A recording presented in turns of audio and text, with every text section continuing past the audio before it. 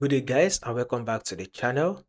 To those of you that are yet to subscribe, if you are new and you've not yet subscribed, guys, make sure you do all to click on that subscribe button, like and share. Make sure you make your comments and also make sure you follow the Telegram channel so that once we drop one or two updates, you would not miss out on any single updates. You will find the link to the Telegram channel in the comment section. Now let's take a look at what we are going to be expecting this week on our GBPUSD. So now let's start with the trend right here. First and foremost, you can see our GBPUSD, we are in an uptrend move.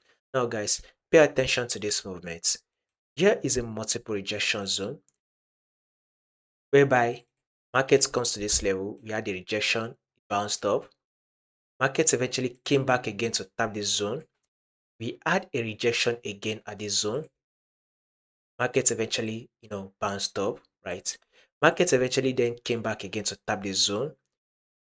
When market go to the zone, we had a rejection that what eventually made market to, bounce up, right? Now, if you take a look at this movement, markets eventually came back again to tap the zone. Again, the markets eventually rejected and bounced up.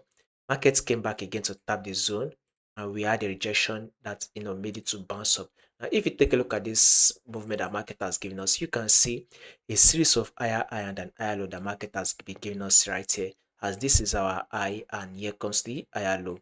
This is also the new higher high, here comes the higher low, which you can see as an equal higher low.